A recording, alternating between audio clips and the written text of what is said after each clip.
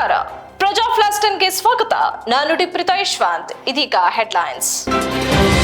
ಬೆಂಗಳೂರಿನ ಶಿವಾಜಿನಗರದ scent basilica church ಪುನರ್ಜೀವನಕ್ಕೆ 5 ಕೋಟಿ ನೆರವು, ಸಿಎಂ ಭರವಸೆ.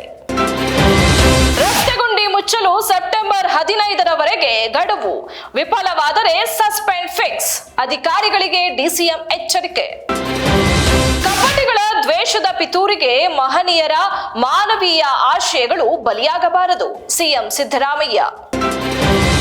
ದುರ್ಬಲವಾಗಿರುವ ಮಂಡ್ಯದಲ್ಲಿ ಬಿಜೆಪಿಯನ್ನು ಕಟ್ಟಬೇಕೆಂದಿದ್ದೇನೆ, ಮಾಜಿ ಸಂಸದೆ ಸುಮಲತಾ ಅಂಬರೀಶ್ ಮುಂದು.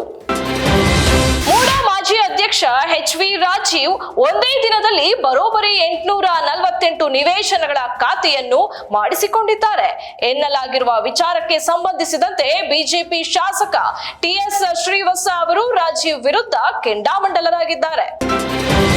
ಪಂಜಾಬ್, ಹಿಮಾಚಲ ಪ್ರದೇಶದ ರೀತಿ ಕರ್ನಾಟಕದ ಆರ್ಥಿಕ ಸ್ಥಿತಿ ಕೂಡ ದಿವಾಳಿಯಾಗುವ ದಿನ ಅತ್ಯಂತ ಹತ್ತಿರದಲ್ಲಿದೆ.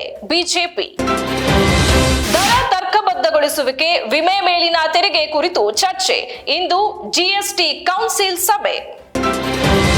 ನಿಮ್ಮನ್ನು ನಮ್ಮವರೆಂದು ಪರಿಗಣಿಸುತ್ತೇವೆ, ಭಾರತದ ಜೊತೆ ಸೇರುವಂತೆ ಪಿಒಕೆ ಜನರಿಗೆ ರಾಜನಾಥ್ ಸಿಂಗ್ ಕರೆ. ಇಂಡಿಯಾ ವರ್ಸಸ್ ಬಾಂಗ್ಲಾದೇಶ್ ಮೊದಲ ಟೆಸ್ಟ್ ಪಂದ್ಯಕ್ಕೆ ಭಾರತ ತಂಡ ಪ್ರಕಟ, ರೋಹಿತ್ ಪಡೆ ಸೇರಿದ ಕೆಎಲ್ ರಾಹುಲ್ ಪಂತ್. ನಟ ದಳಪತಿ ವಿಜಯ್ ಸ್ಥಾಪಿಸಿದ ಟಿವಿಕೆ ಪಕ್ಷಕ್ಕೆ ಚುನಾವಣೆ ಆಯೋಗ ಮಾನ್ಯತೆ. ಇದಾಗಿತ್ತು ಇವತ್ತಿನ ಪ್ರಮುಖ ಸುದ್ದಿ. ಮತ್ತಷ್ಟು ಸುದ್ದಿಗಳಿಗಾಗಿ ನೋಡ್ತಾ ಇರಿ ಪ್ರಜಾಧ್ವನಿ ಟಿವಿ.